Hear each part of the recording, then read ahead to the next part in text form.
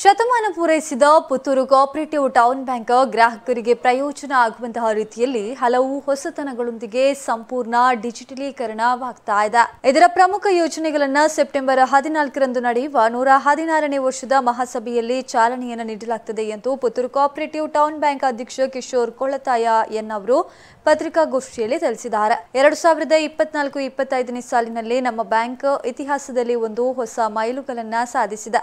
ವ್ಯವಹಾರದಲ್ಲಿ ಗಣನೀಯ ಹೆಚ್ಚಳ ಸಾಧಿಸಿದ್ದು ಒಟ್ಟು ಠೇವಣಿ ರೂಪಾಯಿ 74.87 ಕೋಟಿ ರೂಪಾಯಿ, ಒಟ್ಟು ಸಾಲ ರೂಪಾಯಿ 5.31 ಕೋಟಿಗಳಾಗಿದ್ದು ಒಟ್ಟು ವ್ಯವಹಾರ 126.26 ಕೋಟಿ ದಾಟಿದೆ.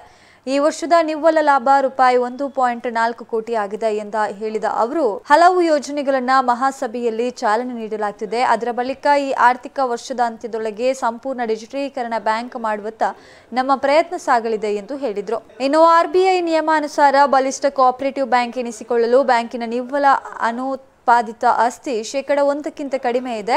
ಲೆಕ್ಕ ಪರಿಶೋಧನೆಯಲ್ಲಿ ಎ ಗ್ರೇಡ್ ಬಂದಿದೆ. ಭಾರತೀಯ ರಿಸರ್ವ್ ಬ್ಯಾಂಕಿನ ನಿಯಮಗಳ ಪ್ರಕಾರ ಆರ್ಥಿಕವಾಗಿ ಬಲಿಷ್ಠ ಮತ್ತು ಉತ್ತಮ ಆಡಳಿತ ಬ್ಯಾಂಕ್ ಎಂದು ಸರ್ಟಿಫಿಕೇಟ್ ಅನ್ನು ಪಡೆದುಕೊಂಡಿದೆ. ಇನ್ನು ಪತ್ರಿಕಾಗೋಷ್ಠಿಯಲ್ಲಿ ಬ್ಯಾಂಕಿನ ಉಪಾಧ್ಯಕ್ಷ ಶ್ರೀಧರ್ ಗೌಡ ಕೆ, ನಿರ್ದೇಶಕರಾದ ರಾಮಚಂದ್ರ ಕಾಮತ್, ಚಂದ್ರಶೇಖರ ರಾವ್ ಬಪ್ಪಳಿಗೆ, ಕಿರಣ್ ಕುಮಾರ್ ರೈ, ಸುಜೀಂದ್ರ ಪ್ರಭು, ಮಲ್ಲೇಶ್ ಕುಮಾರ್, ಶ್ರೀಧರ್ ಪಟ್ಲ, ಗಣೇಶ್ ಕೌಕ್ರಾಡಿ, ಸೀಮಾ ಎಂಬಿ, ವೀಣಾ ಉಪಸ್ಥಿತರಿದ್ದರು.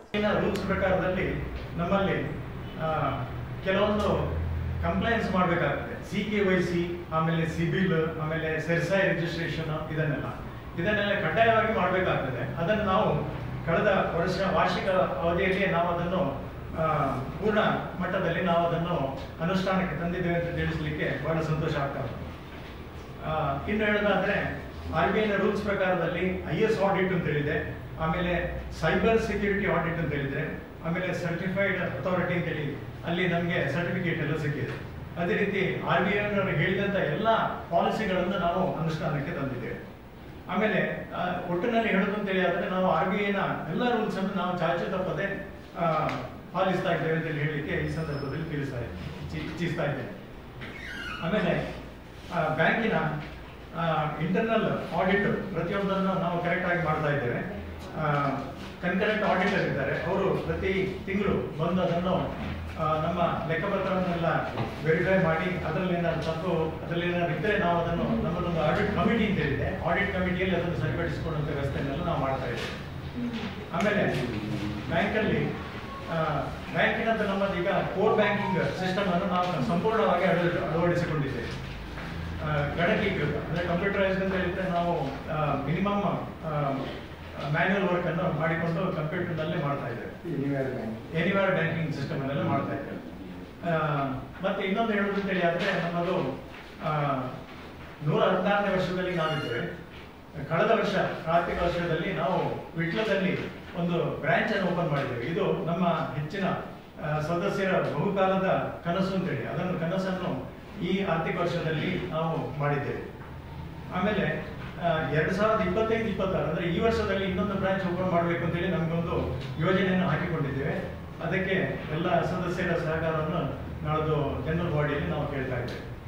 ಅದೇ ರೀತಿ ಪರಿಸರ ರಕ್ಷಣೆ ಅದು ಮುಖ್ಯ ಆದ್ಯತೆಯನ್ನು ಕೊಟ್ಟಿದ್ದೇವೆ ನಾವು ಅದರಲ್ಲಿ. ಅದೇನಂತ ಹೇಳಿದ್ರೆ ನಮ್ಮಲ್ಲಿ ಒಂದು ಸೋಲಾರ್ ಗ್ರಿಡ್ ಅನ್ನು ಹಾಕಿದ್ದೇವೆ. 15 kV ಸೋಲಾರ್ ವಿದ್ಯುತ್ ಗ್ರಿಡ್ ಅನ್ನು ಹಾಕಿದ್ದೇವೆ. ನಮಗೆ ಬೇಕಾದಂಥ ವಿದ್ಯುತ್ತನ್ನು ನಾವು ಅದರಲ್ಲಿ ಪಡ್ಕೊಳ್ಳುವಂಥ ವ್ಯವಸ್ಥೆಯನ್ನು ಮಾಡಿಕೊಂಡಿದ್ದೇವೆ. ಇದು ಬಹಳ ಸಂತೋಷ ಆಗ್ತಾ ಉಂಟು ಈ ವಿಚಾರವನ್ನು ಹೇಳಿದ್ದಕ್ಕೆ. ಅದೇ ರೀತಿ ನಾವು ರಿಕವರಿ ಮಾಡುವಂಥದ್ದು ಈಗಿನ ಪರಿಸ್ಥಿತಿಯಲ್ಲಿ ತುಂಬ ಕಠಿಣ ಸವಾಲು ಅಂತ ಹೇಳಿರುವಂಥದ್ದು. ಅದನ್ನು ನಾವು ಕೆಲವೊಂದು ಬಹಳ ಕಠಿಣ ಸಾಲಗಳನ್ನು ರಿಕವರಿ ಮಾಡುವಂಥ ಇದನ್ನು ಕಳೆದ ವರ್ಷದಲ್ಲಿ ನಾವು ಮಾಡಿದ್ದೇವೆ. ಆಮೇಲೆ ಬ್ಯಾಂಕಿನ ಸೆಕ್ಯೂರಿಟಿ ಬಹಳ ಮುಖ್ಯವಾಗಿದೆ. ಆ ಸೆಕ್ಯೂರಿಟಿ ಬಗ್ಗೆ ನಮ್ಮಲ್ಲಿ ಸೆಕ್ಯೂರಿಟಿ ಅಲಾರ್ಮಿನ ವ್ಯವಸ್ಥೆ ಇದೆ, CCTV ವ್ಯವಸ್ಥೆ ಇದೆ. ಮತ್ತೆ ಅದೇ ರೀತಿ ಹಗಲು ಮತ್ತೆ ರಾತ್ರಿ 2 ಸಂದರ್ಭದಲ್ಲಿ ಸಹ ಕಾವಲುಗಾರರನ್ನು ನೇಮಕ ಮಾಡಿದ್ದೇವೆ. ಆಮೇಲೆ ಇನ್ನೊಂದು ಹೊಸ ವಿಚಾರ ಏನಂತ ಹೇಳಿದ್ರೆ ಆಧುನಿಕ ತಂತ್ರಜ್ಞಾನ ಅಳವಡಿಸಿಕೊಂಡು ಸೈನ್ ಇನ್ ಸೆಕ್ಯೂರಿಟಿ ಅಂತೇಳಿ ಹೇಳುವಂಥ ಒಂದು ಸಂಸ್ಥೆಯೊಟ್ಟಿಗೆ ನಾವು ಒಡಂಬಡಿಕೆ ಮಾಡಿಕೊಂಡು 24 hours ಕಂಟ್ರೋಲ್ ರೂಮ್ನಲ್ಲಿ ನಮ್ಮ ಬ್ಯಾಂಕಿಂಗಿನ ಇದನ್ನು ಭದ್ರತೆಯನ್ನು ಅವರು ಕಣ್ಗಾವಲು ಮಾಡ್ತಾ ಇದ್ದಾರೆ. ಅದೇ ರೀತಿ ಇನ್ನೊಂದು ವಿಚಾರ ಏನಂತ ಹೇಳಿದ್ರೆ ನಮಗೆ ಕಳೆದ 2-3 ವರ್ಷದಿಂದ ಹಲವಾರು ವರ್ಷದಿಂದ ನಮಗೆ ನಮ್ಮಲ್ಲಿ ಬಾಡಿಗೆ 2 ಕೊಠಡಿಗಳಿತ್ತು. ಅದನ್ನು ತೆರವುಗೊಳಿಸಬೇಕು ಅಂತೇಳಿ ನಮಗೆ RBI ಇಂದ ಆದೇಶ ಆಗಿತ್ತು. ಅದನ್ನು ಕಳೆದ ವರ್ಷದಲ್ಲಿ ನಾವು ಅನುಷ್ಠಾನ ಮಾಡಿದ್ದೇವೆ. ಕೋರ್ಟಿಗೆ ಹೋಗಿ ಅದಕ್ಕೆ ಕೇಸ್ ಹಾಕಿ ಅದರಲ್ಲಿ ಅವರು 2 ಅಂಗಡಿ ಕೋಣೆಗಳನ್ನು ಸಹ ನಾವು ಬಾಡಿಗೆಗೆ ವಾಪಸ್ ಸ್ವಾಧೀನಕ್ಕೆ ತಗೊಂಡಿದ್ದೇವೆ. ಇನ್ನು ಹೇಳೋದು ಅಂತೇಳಿ ಆದರೆ ನಮ್ಮಲ್ಲಿ ಬ್ಯಾಂಕಿಂಗ್ನ ಎಲ್ಲ ವ್ಯವಸ್ಥೆಗಳಿದೆ. ಬ್ಯಾಂಕಿಂಗ್ ಆಕ್ಟಿವಿಟೀಸ್ ಇದೆ. ಚಿನ್ನಾಭರಣ ಸಾಲ ಉಂಟು, ಅದೇ ರೀತಿ ಗೃಹ ಸಾಲ ಉಂಟು, ಮತ್ತೆ ಆಸ್ತಿ ಅಡಮಾನ ಸಾಲ ಉಂಟು, ವಾಹನ ಸಾಲ ಇದೆ, ಮತ್ತೆ ಆಸ್ತಿ ಭದ್ರತೆ ಮೇಲೆ ಓವರ್ ಡ್ರಾಫ್ಟ್ ಫೆಸಿಲಿಟಿ ಉಂಟು, ಆಮೇಲೆ ಯಂತ್ರೋಪಕರಣಗಳ ಬಗ್ಗೆ ಭದ್ರತೆ ಸಾಲ ಉಂಟು, ಗೃಹ ಉಪಕರಣ ಸಾಲ ಉಂಟು, ವಾಣಿಜ್ಯ ಕೈಗಾರಿಕಾ ಸೇವೆ ಮತ್ತು ವ್ಯವಹಾರದ ಜೊತೆಗೆ ವ್ಯಾಪಾರಸ್ಥರ ಅನುಕೂಲಕ್ಕಾಗಿ ಸ್ವಂತ ವ್ಯಾಪಾರದ ಕಟ್ಟಡ ಖರೀದಿ ಅಥವಾ ನಿರ್ಮಾಣ ಕೂಡ ಅದರ ಬಗ್ಗೆ ಸಾಲವನ್ನು ನಾವು ನೀಡ್ತಾ ಇದ್ದೇವೆ. ಇದರ ಪ್ರಯೋಜನ ಎಲ್ಲರೂ ತಗೊಳ್ಬೇಕು ಅಂತ ಈ ಮೂಲಕ ಕೇಳ್ಕೊಳ್ತಾ ಇದ್ದೀವಿ. ಆಮೇಲೆ ಇನ್ನೊಂದೇನಂತ ಹೇಳಿದ್ರೆ ಬ್ಯಾಂಕಿಂಗ್ ಕ್ಷೇತ್ರದಲ್ಲಿ ಬಹಳಷ್ಟು ಬದಲಾವಣೆಗಳಾಗ್ತಾ ಉಂಟು ಕ್ರಾಂತಿಕಾರಿಯಾಗಿ. ಅದು ಮುಖ್ಯವಾಗಿ ಏನು ಅಂತ ಹೇಳಿದ್ರೆ ಟ್ರೆಡಿಷನಲ್ ಬ್ಯಾಂಕಿಂಗ್ ಸಿಸ್ಟಮ್ ಬಿಟ್ಟು ನಾವು ಮಾಡರ್ನ್ ಬ್ಯಾಂಕಿಂಗ್ ಹೋಗಬೇಕಾಗಿದೆ. ಈ ನಿಟ್ಟಿನಲ್ಲಿ ನಾವು ಬಹಳಷ್ಟು ಅಂದರೆ ಮೇನ್ ಆಗಿ ಏನು ಅಂತ ಹೇಳಿದ್ರೆ ನಾವು ಯಂಗರ್ ಜನರೇಷನ್ ಯುವಜನರನ್ನು ನಾವು ಅಟ್ರಾಕ್ಟ್ ಮಾಡಬೇಕಾಗುತ್ತೆ. ಅದರ ಬಗ್ಗೆ ನಾವು ಬಹಳಷ್ಟು ಕಾರ್ಯಕ್ರಮಗಳನ್ನು ಇಟ್ಟುಕೊಂಡಿದ್ದೇವೆ. ಅದೇನಂತ ಹೇಳಿದ್ರೆ ಡಿಜಿಟಲೈಸೇಷನ್, ಕಂಪ್ಲೀಟ್ ಡಿಜಿಟಲೈಸೇಷನ್ ಮಾಡೋ ಬಗ್ಗೆ ನಾವು ಆಕ್ಷನ್ ತಗೊಳ್ತಾ ಇದ್ದೇವೆ. ಇದರಲ್ಲಿ NPCI ಮತ್ತು IDBI ಬ್ಯಾಂಕಿನೊಟ್ಟಿಗೆ ನಾವು ಒಡಂಬಡಿಕೆ ಮಾಡಿಕೊಂಡು ಇದರ ಬಗ್ಗೆ ಮುಂದುವರಿತಾ ಇದ್ದೇವೆ. ಇದರಲ್ಲಿ ಏನೆಲ್ಲ ಫೆಸಿಲಿಟೀಸ್ ಇರ್ತದೆ ಅಂತ ಹೇಳಿದ್ರೆ CTS ಕ್ಲಿಯರಿಂಗ್. ಈ CTS ಕ್ಲಿಯರಿಂಗ್ ನಮ್ಮಲ್ಲಿ ಮೊದಲು ಏನಾಗ್ತಿತ್ತು ಅಂತ ಹೇಳಿದ್ರೆ ಚೆಕ್ ಕಲೆಕ್ಷನ್ ಆಗಿ ಒಂದು 3 ದಿವಸ ಬೇಕಾಗ್ತಿತ್ತು ಕಲೆಕ್ಷನ್ ಆಗಿ ಇದು ಮಾಡಲಿಕ್ಕೆ, ಅಕೌಂಟಿಗೆ ಕ್ರೆಡಿಟ್ ಆಗಬೇಕು. ಈಗ ಇದರಲ್ಲಿ CTS ಕ್ಲಿಯರಿಂಗ್ ನಾವು ಡೈರೆಕ್ಟ್ ಆಗಿ ಮಾಡುವ ಕಾರಣ ನಮ್ದೀಗ ಇನ್ವರ್ಡ್ ಮತ್ತೆ ಔಟ್ವರ್ಡ್ ಕ್ಲಿಯರಿಂಗ್ ಎಲ್ಲವೂ ಇಮಿಡಿಯೇಟ್ ಆಗಿ ಆಗುವಂತ ವ್ಯವಸ್ಥೆ ಮಾಡ್ತಾ ಇತ್ತು. ಅದನ್ನು ನಾವು ಮಹಾಸಭೆಯಲ್ಲಿ ಚಾಲನೆ ನೀಡಲಿದ್ದೇವೆ. ಆಮೇಲೆ ನೇರ ವರ್ಗಾವಣೆ RTGS ಮತ್ತೆ ನೆಫ್ಟ್ ಅಂತೇಳಿ ಅದರ ಬಗ್ಗೆ ಸಹ ಆಕ್ಸಿಸ್ ಬ್ಯಾಂಕಿನೊಟ್ಟಿಗೆ ನಾವು ಟ್ರೈ ಅಪ್ ಮಾಡಿಕೊಂಡಿದ್ದೇವೆ.